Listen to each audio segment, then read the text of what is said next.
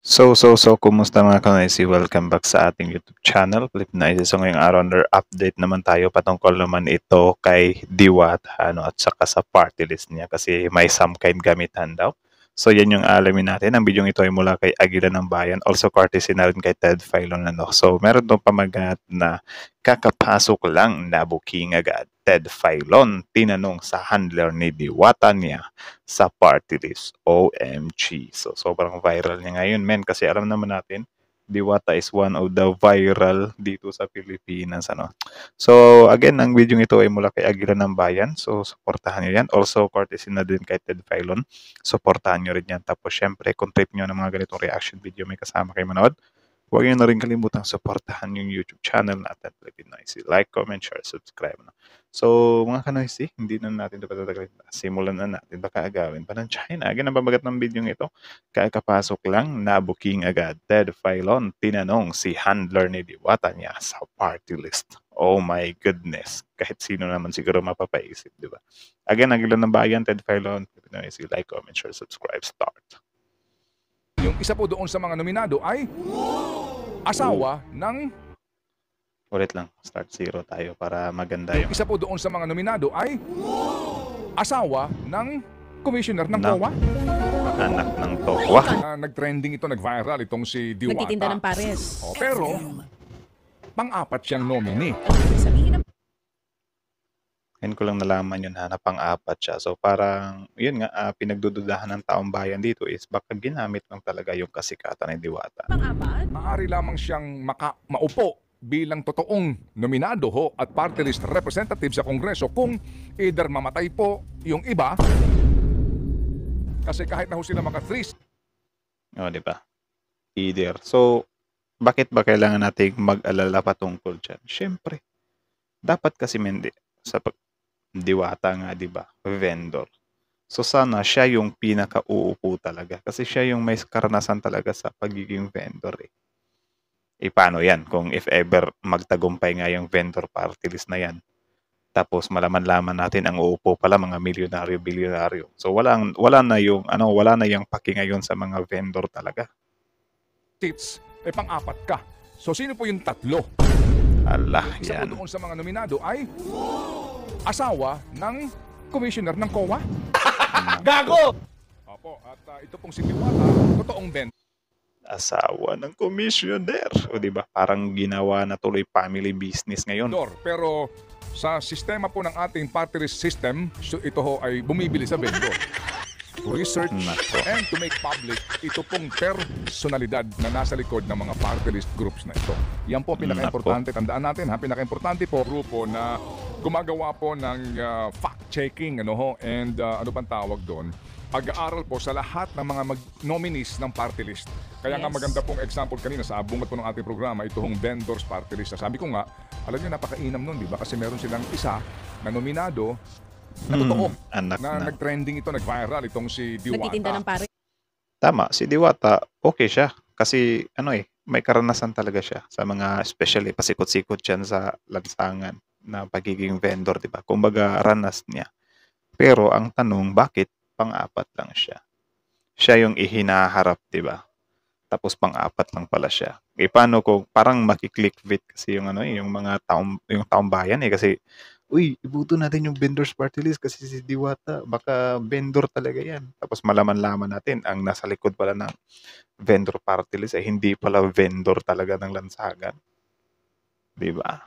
Ginagamit lang na clickbait si Diwata. Yes. Pero, pang-apat siyang nominee. Ang ibig sabihin ng pang-apat, Yun lang.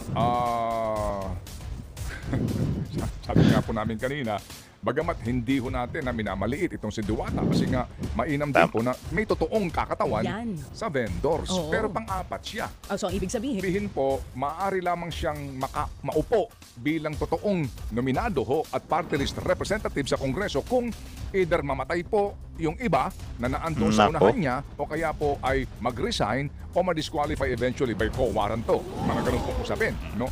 Yan po ang mga posibilidad. Which is malabo. Malabong mag-resign yan, tatakbo yan eh. Tapos magre-resign na lang kapag ka nanalo na. Yun lang. Tapos yung madedo, wala, masamang damo, matagal madedo daw eh. Though hindi naman natin kini-claim talaga na masama sila. Baka lang naman, 'di ba? Tuloy. Abilidad. Kasi kahit na ho sila maka 3 seats, pang-apat ka. So sino po yung Nako. tatlo?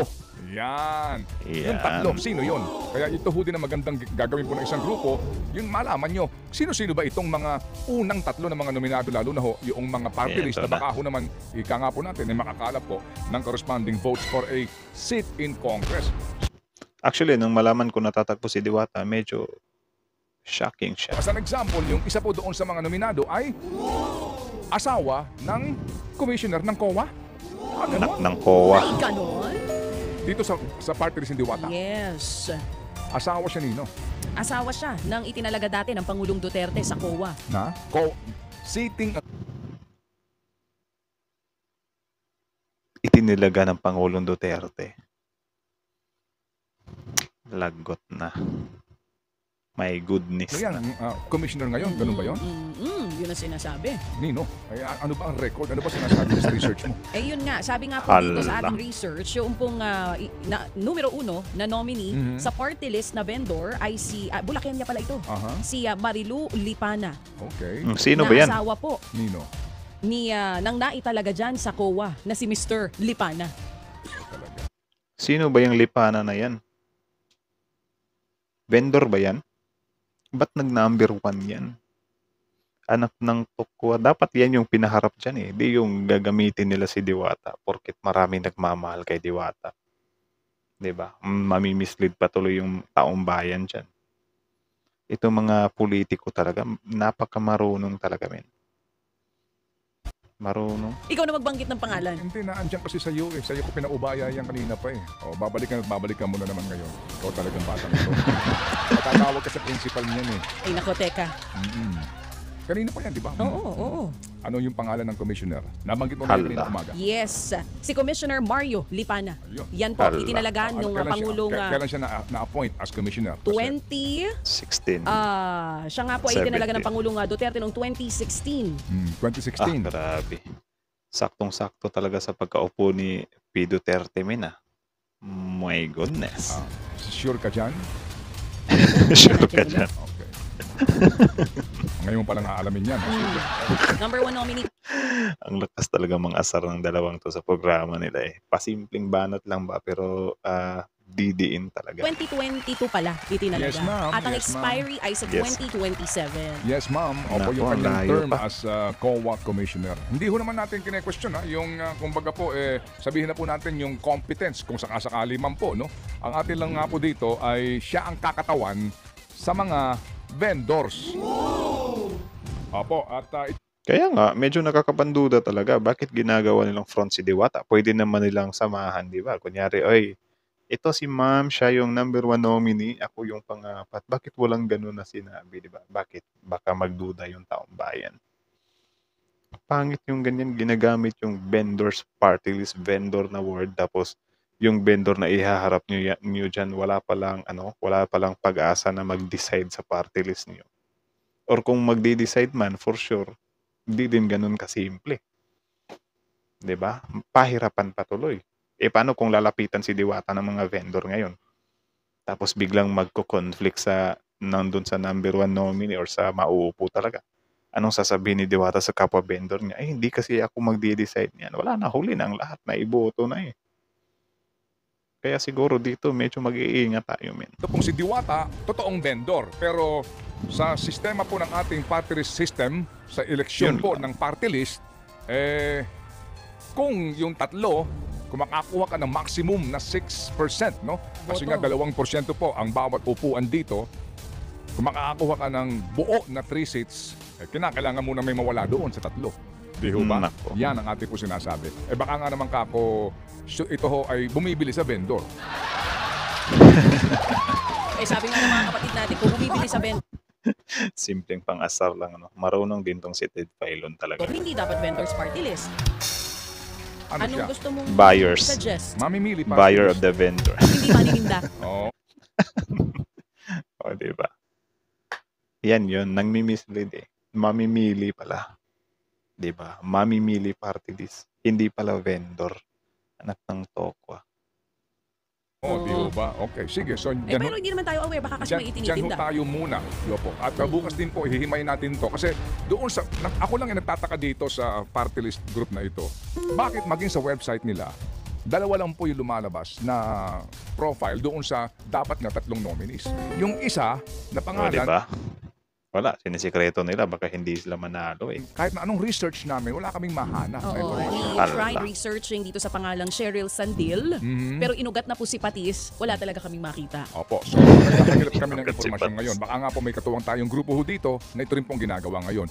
To research and to make public ito pong personalidad na nasa likod ng mga party list groups na ito.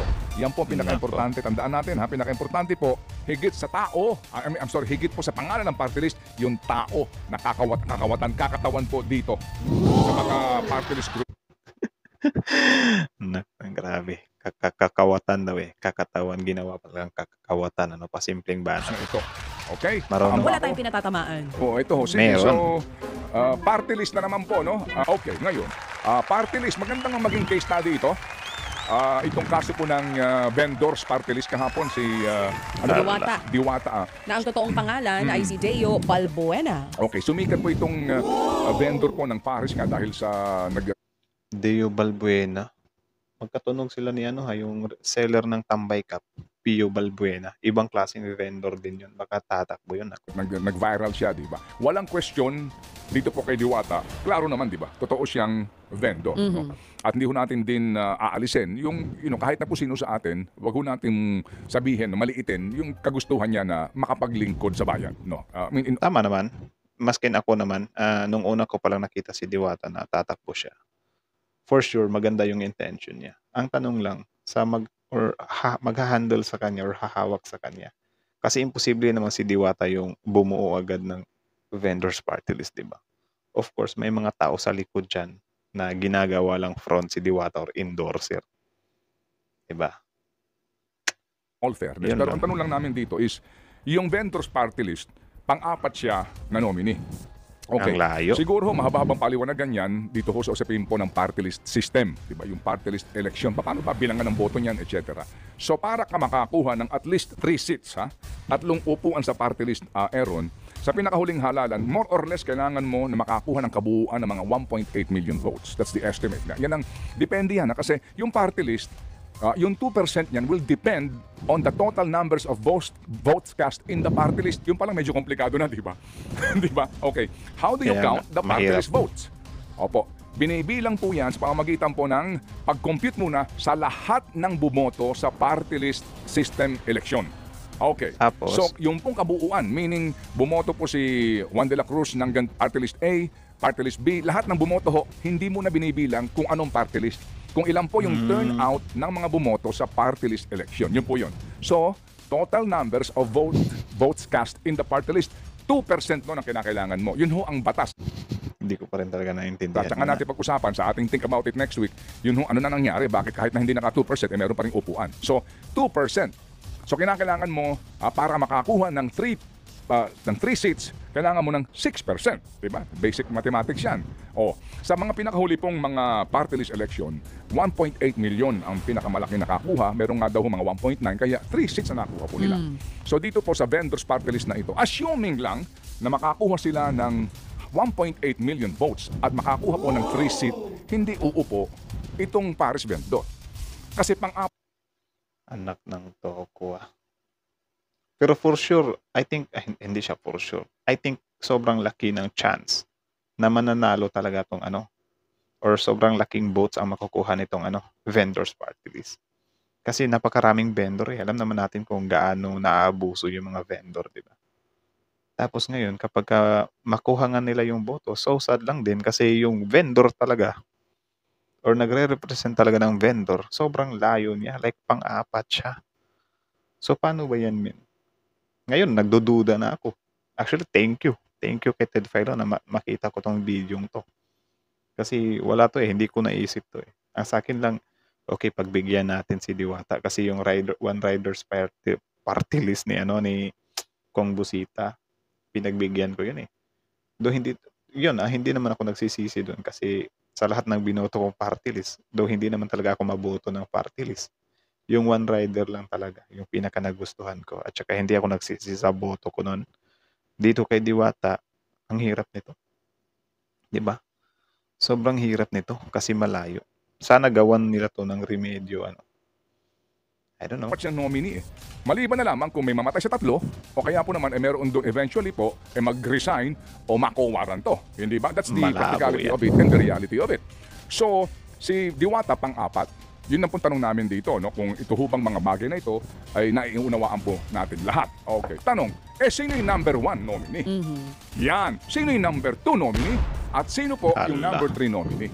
Kasi kung yung Hala. number 4, no doubt, na kumakatawan sa vendors, sino yung tatlo na uupo?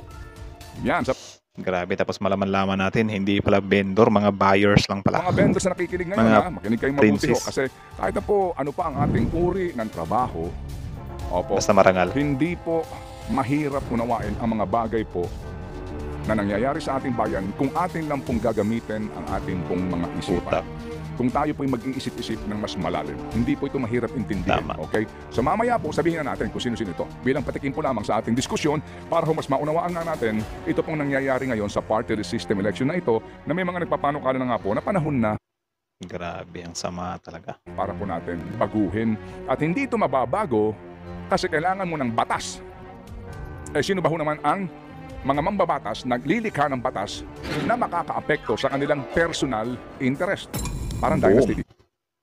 Na real talk. Tama yun. Especially yung mga mambabatas na may kapit din sa mga party list. Or suportado din, patago. Or baka meron silang cut. Diba? Of course, ipoprotect nila yan. Yun lang. Yun lang ang kinapangit. Kasi swapang din yung ibang mambabatas. So anong kailangan dito? Kailangan dito taong bayan na. Oho. Ang magkusa dito at mag-ingay na tama na po ito. Sobra na po ito. Tama. Okay? Think about it. Hay, Grabe. grabe. Sabi ng mga kapatid natin dito, diretsuhin nyo na. May nag-comment. So parang ang dating kung fourth nominee siya, ginagamit lang si Diwata. Hindi ako nagsabi niya. Oo, ganun Wala ba? akong sinasabi. Hindi sila nagsabi nun. Pero kayo, I think, alam nyo naman siguro kung paano yun anuhin, isipin. Ano. Or paano nyo ba anuhin yun. Di ba parang yun naman talaga yung labas niyan. Or ewan ko, baka biglang cambio sila dyan. Or, I don't know. Sabing ganyan. Kasi nga Ayun sabi ang ko, sabi dito sabi nung ko ginagalang ko nagko-comment. nga, Yun di nga ba? eh. Oo. Oo, ang kanya pong ang kanyang paglahok dito po sa kasi Pero nga bakit nga hindi ginawang first nominee? Siya yung totoong vendor. Ha? Bakit fourth nominee? Tama. Kasi kung ikaw na vendor, gusto mo may representante ka sa lower house. Pero yung representante mo, na sige, bigyan totoong mo ng example. manininda, Sino yung first nominee? first nominee, ang pangalan po dito, ang tawag sa kanya ay si Tita Marilu Lipana. Sino siya? Si Tita Marilu Lipana po, base dun sa kanilang website sa vendors party list, ay asawa po ng kasalukuyang COA Commissioner Mario Lipana. Asawa ng isang Nako. Commission on Audit Commissioner. COA na, Commissioner. Na in-appoint ni dating Pangulong Duterte sa COA. Nako. Yes. Okay, so Ang bigat. asawa siya. Asawa siya. Okay. Anong kanyang tinitinda? At saan siya nagtitindang Hindi ko sure. baketa? Hindi ko sure. Yan ang maganda maitanong. Baka kokoa ang tinitinda nun. Kokoa.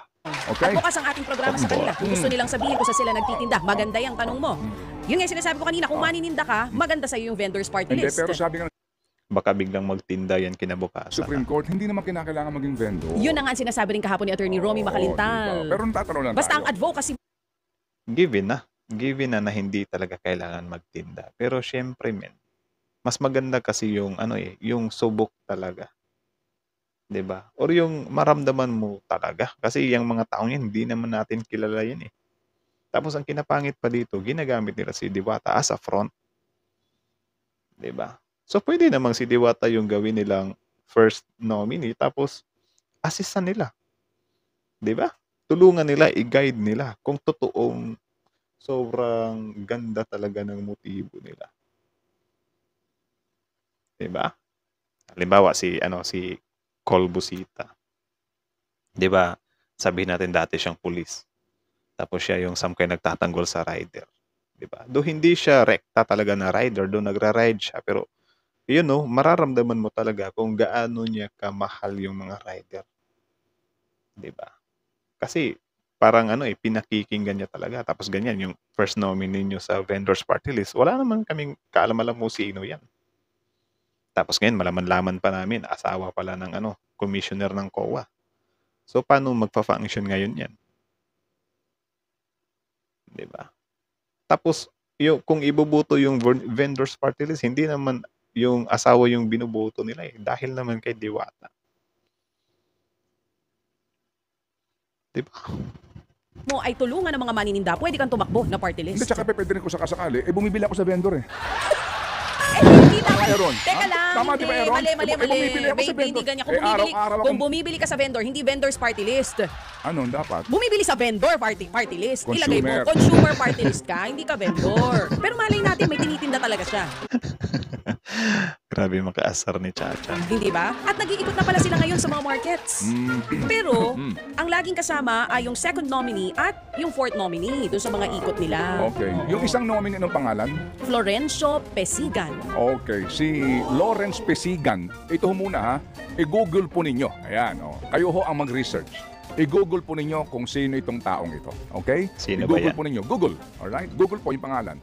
So yun, i-google nyo yun, guys. Siguro mas Lorenzo Pesigan News. Lawrence. News. Oh, May mga Lawrence yan. Pesigan. Okay, kayo na po muna. Hanggang dyan lang ho tayo muna. Ha? Na-intriga tuloy ako. Kasi ito ho lamang ay isang case study, di ba? Sa vendors party list. Kasi nga, tandaan din natin na may nakaupo ngayon, jeepney, ha? Drivers. Oo. Party list po ito. Ano pa Tapos? nilang party list itong jeepney drivers? Yung ikinasal dito sa Balisin, yung kanilang nominee. Ang tanong ko lang ho dito, during the time na nagkakaroon ng deliberasyon tungkol po sa problema ng mga jeepney drivers, phase out. diyan sa Kamara, di ba? Committee on Transportation. During the time po na may problema, ang ating mga jeepney drivers po na disenfranchised, tanong lang ho ito, nasaan ho kayo? Hindi, kasi Di ba? Walang nagawa. Same lang din dito sa vendors. Mukhang tatagilid to, men. Malaking problema to. Di ba? Baka sasakit lang ang ulo ng mga vendors nito. Kasi hindi nakaka-relate yung yung mga 1 to 3rd nominees. Eh. Di ba? Siguro si Diwata maiintindihan tayo or yung mga vendors, pero yung tatlo, baka iiwan lang tayo sa ere niya. nagbigay sila ng ayuda. Nagbigay sila ng tulong sa mga jeepney drivers. Okay. Opo. Yan ang sinasabi ho namin, di ba? Ayuda. To ease the burden.